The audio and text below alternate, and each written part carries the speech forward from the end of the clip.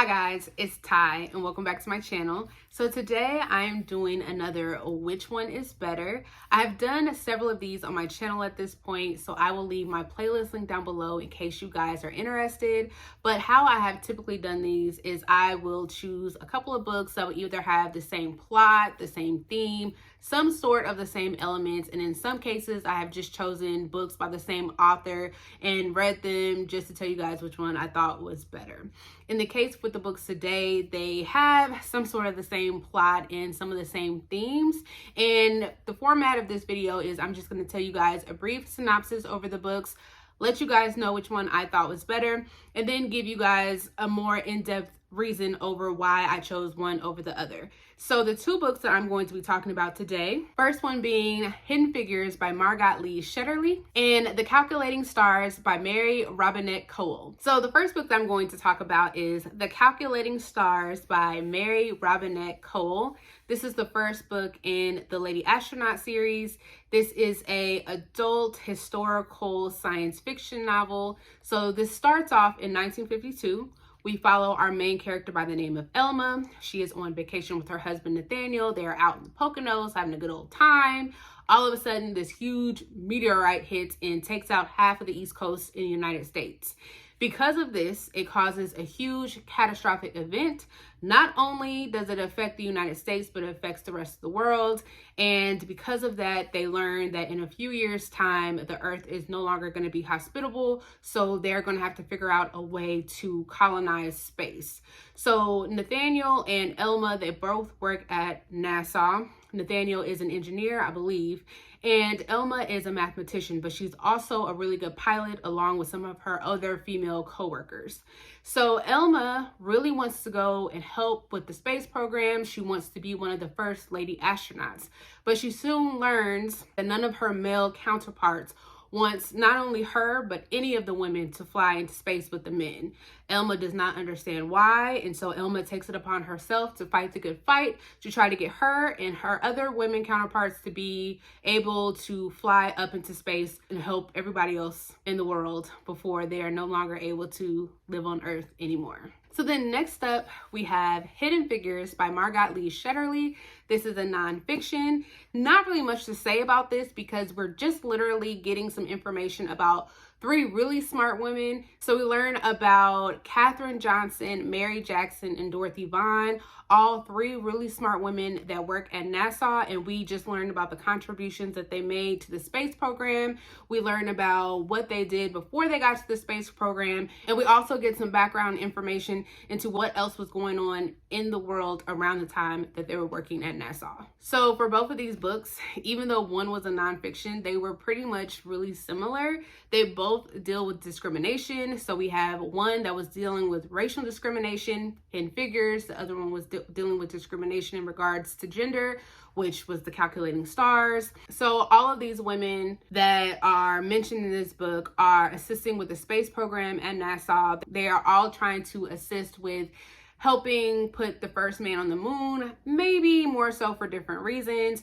We have in Hidden Figures, they're trying to put a man on the moon. They're trying to hurry up and put a man on the moon because the Russians did it first. So now they're trying to hurry up and do it and kind of one up the Russians.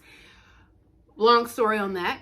And then in The Calculating Stars, they're also trying to hurry up and put a man on the moon. A little bit because of the Russians, but also because they are trying to colonize space because we have an issue of Earth might not be habitable in a few years. So with that being said, I did enjoy one of these way more than the other one, and that would be Hidden Figures. I ended up giving Hidden Figures a 4 stars, while unfortunately I did DNF The Calculating Stars. So I think what I'm going to do is I'm going to go ahead and talk about The Calculating Stars first, and then we will get into Hidden Figures. So we're going to start with The Calculating Stars. Again, I did DNF this. I got almost halfway through. I DNF'd it about 48% of the way through. So this book is a little over 400 pages. I stopped around 200. And the ultimate reason why I DNF'd it was because I got bored. I kind of got bored with the overall conversation. So like I mentioned before, This does talk a lot about how women aren't treated fairly in the workplace.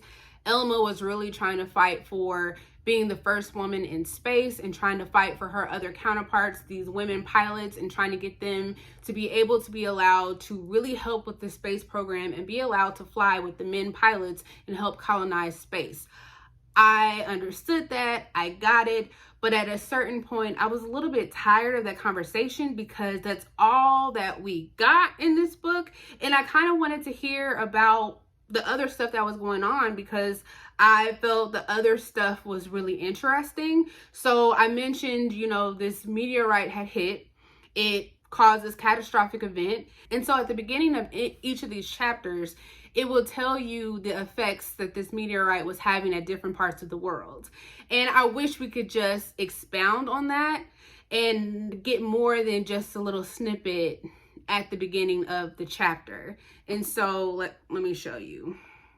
So at the beginning of the chapter, we would just get these little blurbs about how this meteorite affected some other part of the world. So like it might have caused a riot at like a grocery store because food prices have risen. It might have caused a tidal wave in this part of the world, killing so many people.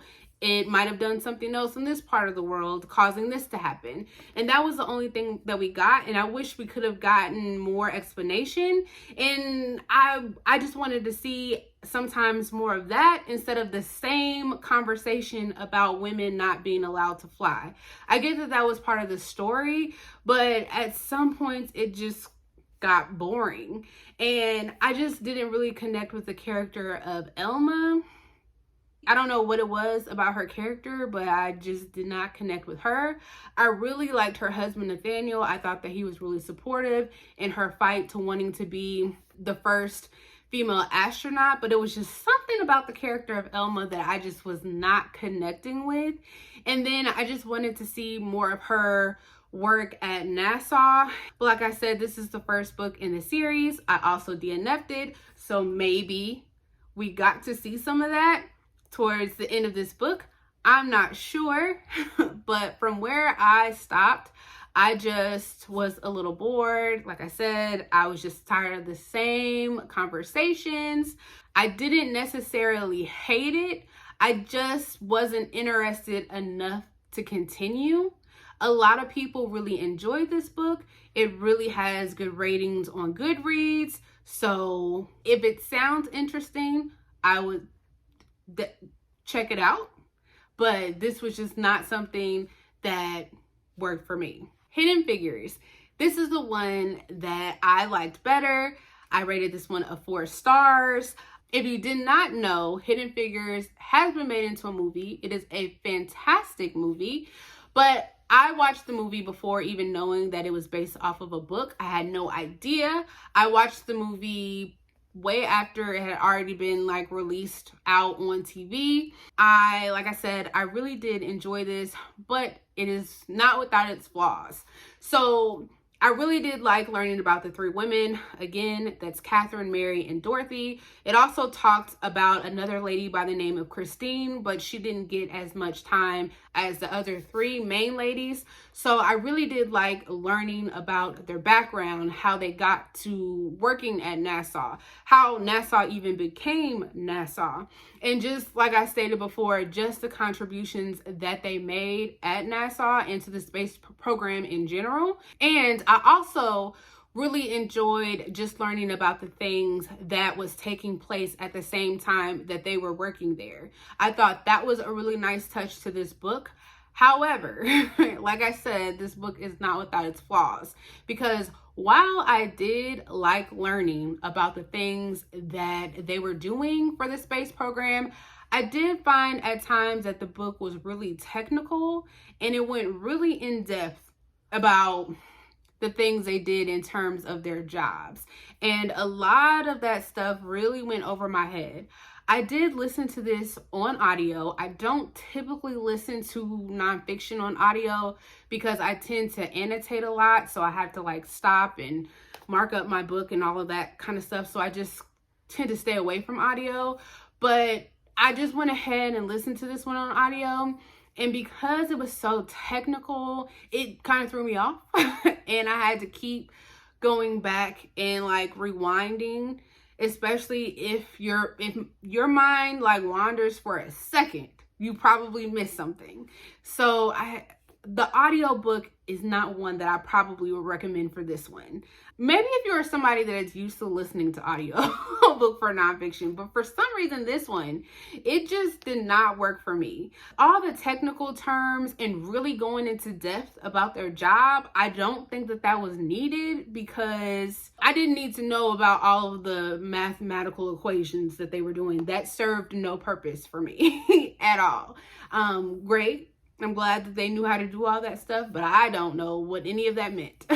So yeah, I didn't really like that. I also thought the timeline of events in here was a little weird, because there would be times where the author will be talking about something that happened in like the 1940s, and then all of a sudden she would jump to something that happened in like the 1960s, and then jump back to something that happened in the 1920s. And I would be all confused, and then that's where my rewinding of the audiobook would come into play. So yeah, the timeline of stuff just wasn't really working for me either. And then every once in a while, I did feel like, even though I liked learning about some of the other things that was happening outside of the women, it felt like the author went on long tangents about those things instead of just focusing on the women. So my favorite parts about this was when we just talked about the women, because that's what I wanted to hear, was the women. But I did still really enjoy this. I marked up a lot about this because there's just a lot of interesting things, a lot of interesting facts that I still did not know. And I just, ended up learning a lot about these women, and then just learning a lot that was going on around them, and just a lot of the hardships that they went through while working there. Like, you get hired to work here, and then you still have issues while you're there. But I just really enjoyed this. Just how smart these women are makes me feel not so smart.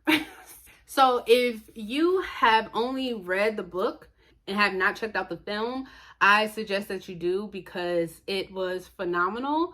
So we have the actress Taraji P. Henson that plays Katherine Johnson. Then we have Octavia Spencer, who plays Dorothy Vaughan. And then Janelle Monáe, who plays Mary Jackson.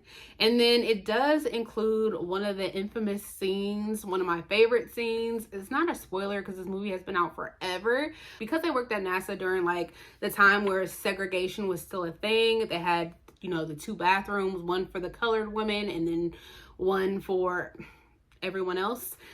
There was just the scene where, Taraji, who was playing Katherine Johnson, she was working on one side of the campus, and in order for her to use the bathroom, she had to go all the way back to the other campus in order to use the colored bathroom. Great scene. So I'm pretty sure if you have not seen the film, you probably have seen at least that clip somewhere, or at least a meme of that clip. But I would definitely check out the movie. Also, I did not know this because, again, like I said, I had only seen the movie before I read the book. But this book also has a children's version to this as well. Now, for both of these books, I have heard that if you have read one or the other, they tend to recommend the other one. So if you have read Hidden Figures and you are looking for something like Hidden Figures, they would suggest that you read The Calculating Stars, and vice versa. So even though The Calculating Stars did not work for me, I could see how it would work for other people. So I would say, if for whatever reason you did not like Hidden Figures, because I have seen reviews where it did not work for some people, and I could see why, I would say maybe The Calculating Stars will work for you, and vice versa. If The Calculating Stars did not work for you, as it did not work for me, then I would definitely say check out Hidden Figures. The only thing that I would say with Hidden Figures, maybe not do the audiobook, because that didn't work for me, and I'm not really one to tell people not to do an audiobook, but for that one, The audiobook just did not work for me. So between these two, Hidden Figures and The Calculating Stars, Hidden Figures is the one that I thought was better. So that is all that I have for you guys. So I will leave my playlist link down below in case you guys are interested in any videos that I have done that are similar to this one. And I will see you guys next time. Bye.